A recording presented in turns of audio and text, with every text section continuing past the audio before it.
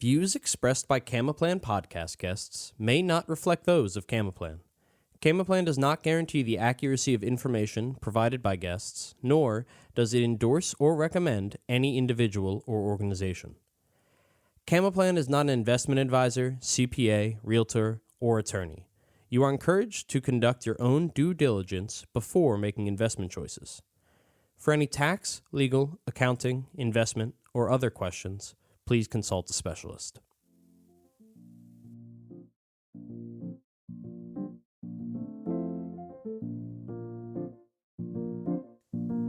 Hi, I'm Michael Duncan, and welcome back to The Road to Financial Freedom. This podcast is brought to you by Camaplan, a self-directed IRA administrator focused on educating investors on how to grow retirement savings faster through alternative investments. In each episode, we're going to take an in-depth look at the many roads taken to financial freedom and how they differ for each of our guests. Our goal is to help the listeners learn how they can achieve their own financial freedom through the experience and stories of experts that have done just that. Today's guest is the same guest as last week, Allison Baggerly. We are here to continue the conversation that we had and to talk more about her life as an entrepreneur, the tips that she has for managing money for entrepreneurs, and what she's learned along the way and what has gone into her brand new book. Allison, welcome back to the show. Thank you for having me back. I'm excited. I feel like we could talk about this for 9 episodes, but we'll scale it down to 2, right? I couldn't agree more. This is my first back-to-back episode with the same guest, so I'm very excited. But yeah, first things first. You wrote a book. It's on how to manage money. What is like the premise of that book in terms of like, does it talk about being an entrepreneur? Does it talk about being a parent? Like, what realm does it exist in, I guess? Oh, that's a really great question. So this book is... It's less of like a how-to, this is exactly what you need to do, step by step, fill in everything. And it's more of like a choose your own adventure book. Did you ever read those growing up? Love them. Oh my gosh, where you're like, oh, what do I want to do? Let's make a decision and turn to the other page. And then I would always read both to see which one was more exciting. So it's more of that. I'm a big believer in that every person's financial situation is unique. Mm-hmm. Mine is not going to look like yours. Yours isn't going to look like the listeners. And I'm a very big believer in understanding your options and then choosing your own adventure, choosing the option that works best for you. And you might go down that road and be like, oh crap, this was a mistake. Let's turn around and reroute. And that's okay. And so this book is really meant for, honestly, anyone. It could be parents, families, women, men, but it really is about choosing that and finding the balance between managing your money well and making really great decisions with your money that set you up for success, but also enjoying your life along the way. Because I'm not going to be giving up my weekly lattes. I'm not going to be giving up my travel plans. I'm not going to live as a hermit. I'm an extroverted person. Don't make me live in a hermit in my house and never leave. That's not good and healthy for me. I want to be able to spend money on travel and experiences and going out because that's where I'm going to be happiest. So it's about finding a balance between all of it. Yeah, that automatically makes me think of like that Facebook post that I feel like everyone's seen 1,000 times where it's like, if you just cut that one thing out of your morning routine every day, then after 10 years, you'll have saved $1 billion and then you don't have to worry about money. It's like, well, yeah, but am I miserable getting there? Is kind of the question I'd ask.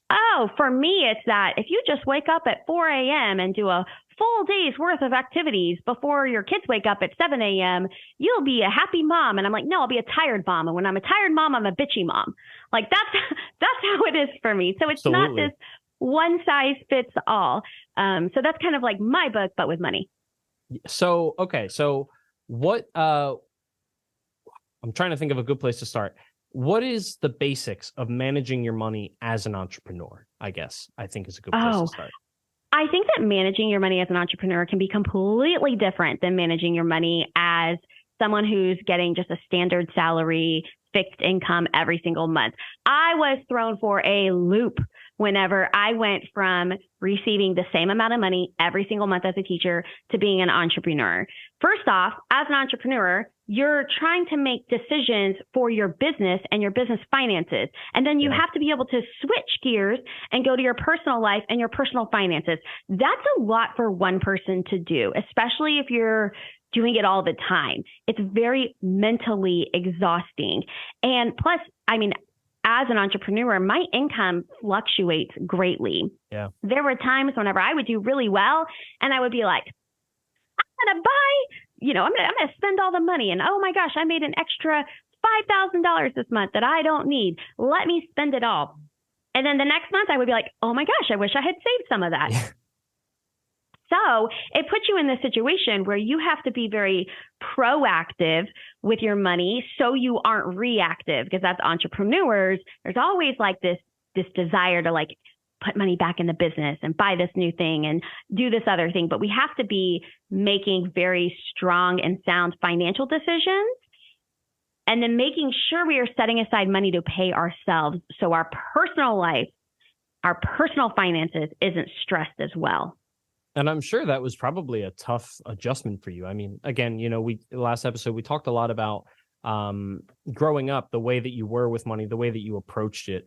And it sounds very, very contradictory to the way that managing money as an entrepreneur is, where you're being proactive in saving money and not spending it, especially when it does seem like I have $5,000 that I don't need. So let's go get something fun. Like, it is very contradictory to the way that you used to look at money. Oh my gosh, it totally is. Plus, it's like, how can I lower my taxable income? I mean, there's just all these things to think about. But I think the biggest thing for an entrepreneur is making sure you're paying yourself as the employee first, and making sure you're setting aside money for that. Because if you can consistently pay yourself, like for me, anytime in my business where I felt like my income wasn't doing well, I became stressed, anxious, and I showed up differently in my business. I was not a great business owner in those times because my personal finances were stressed. And then any time that everything was going great, it was wonderful. And so after living on this roller coaster for about, I don't know, maybe 6 months, it was too long. I should have changed this sooner. But after about 6 months of this roller coaster of income up, income down, and this stress and kind of feeling like, oh my gosh, do I have enough to cover everything? How do I make sure the government doesn't take me to jail for taxes? All this stuff. I was like, hold on. I'm going to create a consistent income for myself. So even before I was an S Corp, when I was just a solopreneur, LLC, I gave myself a consistent income.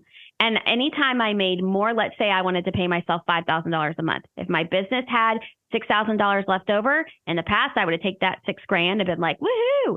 Yeah. Now I would pay myself $5,000 and put that $1,000 into a separate bucket. That way on months when I didn't make as much, I could pull from that bucket. And so that is the way that I have created this consistent income for myself as an entrepreneur, so that the ups and the downs don't impact you as emotionally, because it's going to have a direct impact on your personal finances. Yeah. I mean, you answered my next question before I even asked it, which was, I was going to ask, how do you create a consistent income? But that answers it perfectly. And I'm sure that probably set you up and prepared you for the reality of having employees other than yourself. I don't know if you do or not, but I'm sure that was at least good practice in that field. Yes, it is. So I do have one full-time employee and I have 2 contractors. And my thing is just making sure that I can pay really me and my full-time employee first and foremost. If I have to let go of the contractors, I have to let go of the contractors. But it's making sure that I have 6 months worth of expenses to save up. And let me tell you, I am working to save 6 months of expenses for my business. I just don't like doing it. I want to keep the money that I make. I want to set it aside in a savings account. So it is this kind of like slow burn of feeling like, well, I'm doing really well, but I don't get to see any of the benefits of that because I'm kind of stashing it aside. And that is like a mental thing for me. It's like whenever you work really hard, but then you don't get your full take. It's mentally, I'm like, this doesn't seem fair. Like I've made this much money, but I'm still paying myself this set salary. But it's for that purpose of saying, okay, we want to get I want to get a year's worth of business expenses in the bank. But I'm taking it just one step at a time. Right. One step at a time is a very good way of approaching it. So, yes. So how do you stop? So speaking of that kind of separation of, personal finances versus, the business, the entrepreneur's finances, how do you stop yourself, or how do you manage your money when you're having a tough time personally, when you're anxious, when you're dealing with, depression, stuff like that, like that stuff is real. And I can't imagine being in a world where I'm the one controlling my own paychecks. Oh my gosh. Okay. So I feel like this is just such a great topic. I'm going to actually look up something real quick because I talk about this in a podcast episode. I suffer from depression and anxiety. I was diagnosed with like clinical depression at the age of 14, suicidal. I mean, I have to be on medicine every single day. And when I am depressed, my money could care less. Yep. And everything, and I can't do anything. Everything is harder. Yep. Just making breakfast for my kids is hard. Making dinner is hard. Everything is harder. I'm in this fog. I'm in this I feel like I'm walking in mud through my life. And I have an episode in my podcast on how to set up your finances. It's episode number 46 on the Inspire Budget podcast. It's called Managing Your Money When You Have Depression and Anxiety, because there have been times in my life whenever I fall into a depression because my medicine, my antidepressants needs to be changed. Maybe it's plateaued and your money doesn't care. When that happens, I've been late on bills. I spend much more money at going out to eat because I don't have the energy to cook, and my husband doesn't have the energy to cook because he's trying to take care of everything else that I've kind of let go of. My therapy bills go up. I go to therapy monthly, but if I'm going to be in a state like that, I need to be going weekly. It all changes. So in a healthy state like I'm in now, I have to ask myself, what do I need to do to set up my money so that it runs and works when I can't? Whether I am depressed, whether I am anxious, whether I'm on vacation, whether I'm going on a field trip with my youngest son, what do I need to do? And so that is what that episode is all about. And I talk about automating, setting up everything to automate, having a bigger emergency fund, because for me, like that's what it's for. Emergencies, we think of your house flooding or your car getting in a wreck or something with health, but it can be your mental health too. And so having an emergency fund, automating everything so you're not missing bills, and asking for help. When I get like that, I mean, and usually my husband can actually see it before me, but when I get like that, I have to hand things off, which I'm not the best at doing. So we have to humble ourselves and be willing to delegate even the simplest of tasks so that we can focus on our mental health. And ultimately, like, your mental health is more important than your financial health. Truly. Couldn't agree more. I think if your mental health isn't being taken care of, then every other aspect of your health is probably suffering the same amount, if not more. And I don't know if there's many other things that affect your life in that way. Exactly. And there's not. And so I think that just being aware, and even if you're like, oh, but I'm listening and I don't have depression or anxiety. Yeah, you may not, but you know someone who does. Yeah. And that person could be a family member. So even a family member knowing what they need to do to step in. Like, my husband has never experienced depression or anxiety, but he knows what he needs to do to step in case it is something I'm going through, because it does. It impacts me, impacts our personal life, and it impacts my business. Just working is more difficult. And so even even my employee, she knows like, okay, Allison, there might be things that I have to hand off to her, or being able to have money to say, like, you know what, let's hire a contractor to take care of this aspect because I can't handle it right now. I can't put it on my plate because all of my energy is focusing on getting better. Like, you have to set up your business when you're in a healthy state. Yeah. Because it's not a matter to me of when am I going to hit this like depressive state again. Because for me, it comes and goes. It might be 3 years. It might be 1 year. It's a matter of if or when that happens. How can I make sure everything else is set up in my life so that it runs in the background so I can focus on myself? Yeah. I mean, I couldn't agree more. I think that's an incredibly important topic. I'm going to go listen to that episode. Because that's something that I can struggle with too. I do struggle with it. So investing, is this something that you have, obviously your oldest has experienced investing, has more experience than probably everyone his age, I would assume. Probably. He wants to buy Nike stock right now because he likes Jordans. Hey, fair enough. I'm a big. I do very little investing on my own time, but I'm a big believer in investing in things that you enjoy, things that you like, things that you kind of have a reason to keep track of. At least where it's like extra money. But speaking of that, so as have you approached investing differently since becoming an entrepreneur versus when you had that steady salary of 2 teachers? Yes, I mean night and day, and here's why. As 2 teachers, we had pensions.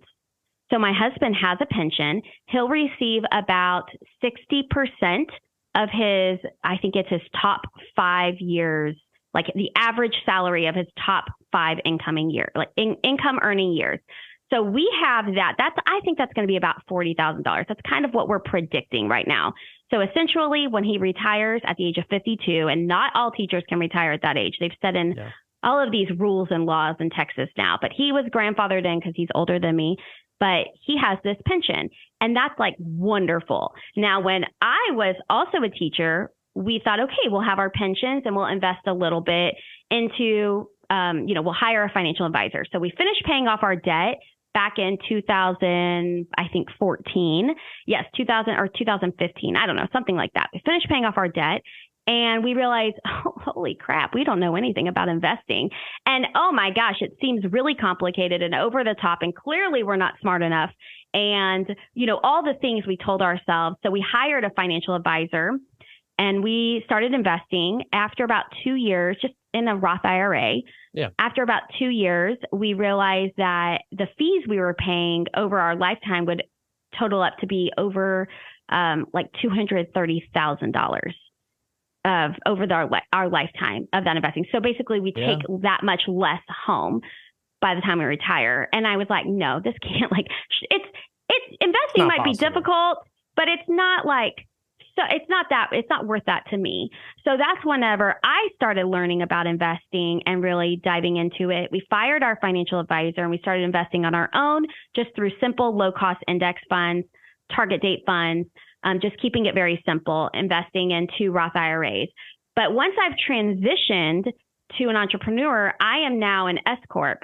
And even though I have an employee, she's still technically a contractor. So I have a solo 401k, which means that I am an employee of my business and I can invest a certain amount every year and taking it out of my paycheck into my solo 401k. And because I am a basically single owner person, I have 1 employee, my business can invest in my solo 401k up to 25% of my annual salary.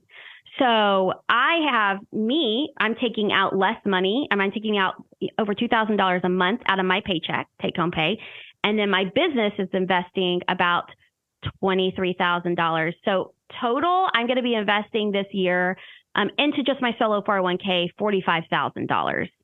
And so between that and then maxing out 2 IRAs and then converting them to be using the backdoor conversion to make them Roth IRAs, with that and then my husband's pension, we're pretty set. My goal is really in when my husband retires in 12 years, my goal is for my work and any work after that for him to be optional. Yeah. And I realize I might still work and he probably for his mental health needs something to do. And we'll have children at that time, our kids will still be in college if they choose to go to college. And so I realize we are going to try to cash flow and help them out some. Hopefully they won't have to take out student loans, but our goal is to help them out there. And so we might continue to work, but I would like to hit that post fire goal by then essentially. Yeah. I mean, if your husband is a band director, then he will absolutely be doing things. Post-retirement. I did mention before we recorded, I majored in music business technology. I play the trumpet. So band is very near and dear to my heart. Oh, well, actually, he's a band director for 16 years. This is his last year as a band director. He's going down to an elementary music teacher at an elementary school nearby just for more time. I mean, if you were in band, you know, the band directors, it is, he used to do high school. That was, you never see your like 4 family jobs. Yeah. So then middle school is a little bit less. And now he's just at the point where he needs something different. It's a new challenge. He's hoping to do that for the rest of his time. And then what's wonderful is he can leave teaching. And as long as he doesn't teach at a public school, which he says he doesn't want to teach at all, he can pull his pension and have another job. Like if he wants to, he's like, I think I'd just like to work at Home Depot. Like he's very, he's very much like a builder. He's like, I wouldn't mind just having a part-time job at Home Depot, like helping people cut wood and, that kind of stuff. Enough. Who knows? Yeah. That's awesome. What's to come. Yeah, no, you never do. So the next question I have is, and this is something that, you gave me information before we met. I was reading through it and I found this very interesting, is the idea of investing while you're in debt. And specifically, and I quote, why doing that might be the best idea you can make. Yeah. And why you regret not doing it sooner. Oh, I regret it. I regret not investing while I was in debt.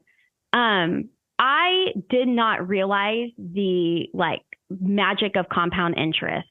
I was just not aware. I mean, and truly, I hate using the word regret, but I do. I regret it. But I was doing the best I could at that time. And Absolutely. I think that that's what we all can say. I look at someone, I have people reach out to me. They're like 50 years old. They say, I have not saved a dime for retirement. I'm so ashamed. And I'm like, look, you were doing the best you could.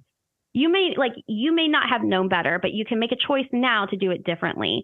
Yeah. And after spending those 4.5 years to pay off debt, I say I regret it. I was still young. By the time we were debt free, I was 28 years old or almost 29. And that's when we started investing.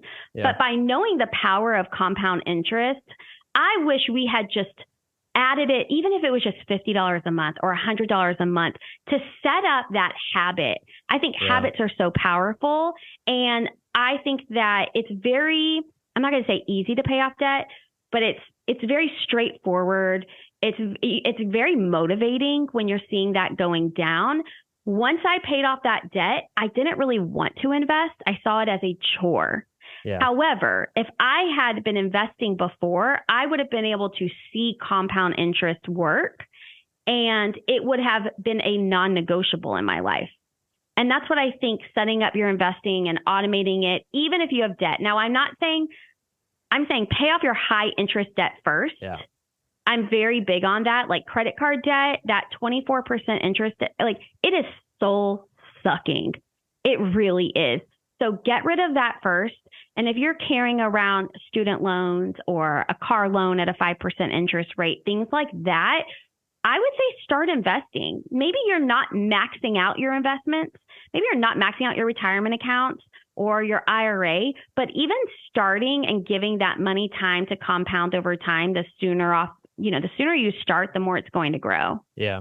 Yeah. I like it almost seems as if you're approaching it less as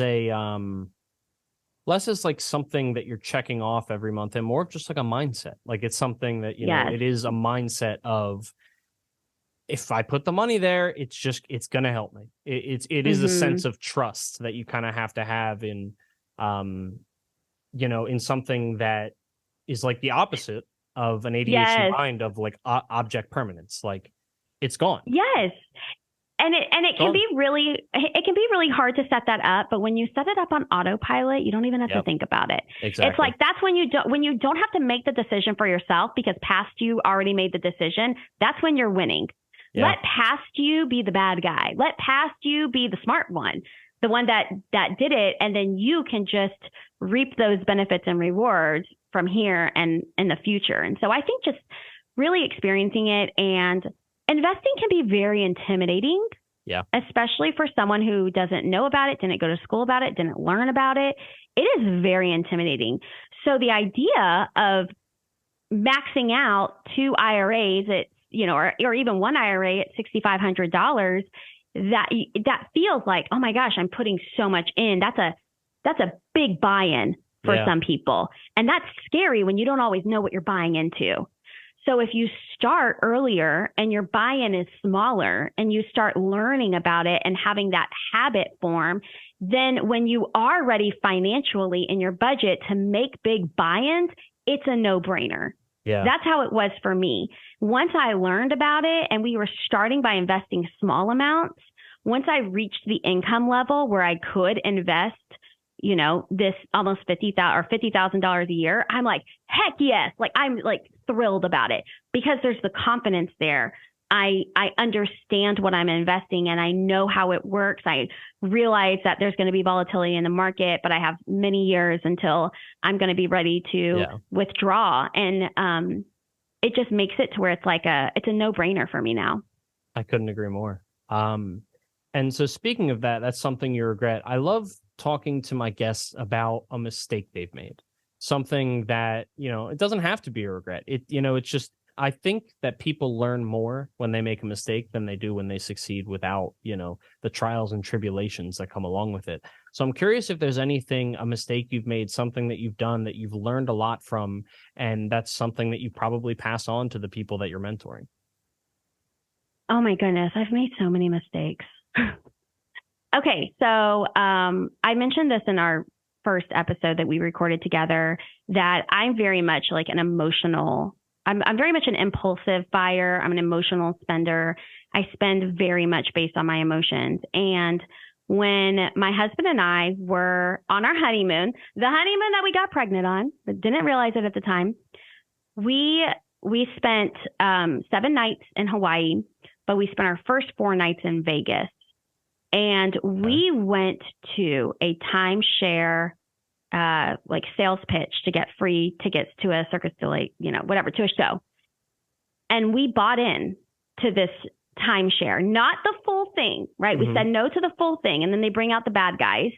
And we bought into this like timeshare trial where we would get this timeshare for like 3 years and we paid $4,000.